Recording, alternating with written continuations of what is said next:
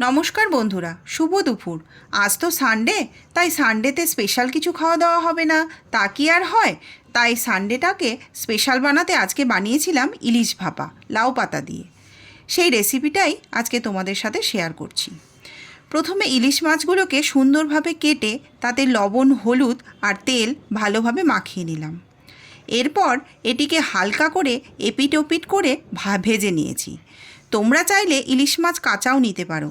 আমাদের বাড়িতে কাঁচা মাছ কেউ খায় না বলে আমি ভেজে নিয়েছি। এরপর একটি বাটিতে কিছু সর্ষে, পোস্ত ও 4-5টা কাঁচা লঙ্কা নিয়ে নিয়েছি ও এটার একটা মিহি পেস্ট বানিয়ে নিয়েছি। এবার এলো আসল ব্যাপারটা। বাজার থেকে কিছু লাউ পাতা ও কলা পাতা নিয়ে এসেছিলাম। সেগুলোকে পরিষ্কার করে ধুয়ে একটু তাওয়াতে সেঁকে নিয়েছিলাম। এরপর যে সর্ষে পোস্তর পেস্টটা বানিয়েছিলাম তাতে একটু লবণ, দই ও চিনি, একটু সর্ষে তেল মিক্সড করে নিলাম এবং সব কিছুকে ভালোভাবে মিশিয়ে নিলাম। এরপর যে লাউ পাতাগুলিকে হালকা সেঁকে রেখেছিলাম সেই পাতার মধ্যে একটা করে ভাজা মাছ আর সেই পোস্ত, সর্ষে, লঙ্কা আর দইয়ের যে মিশ্রণটি বানিয়েছিলাম সেইটা একটু দিয়ে দিলাম। উপর থেকে একটা করে কাঁচা লঙ্কা দিয়ে দিলাম। এরপর একটা থ্রেড নিয়ে পাতা শুদ্ধ মাছগুলিকে ভালোভাবে বেঁধে নিলাম। একে একে সবগুলোকেই বাঁধলাম।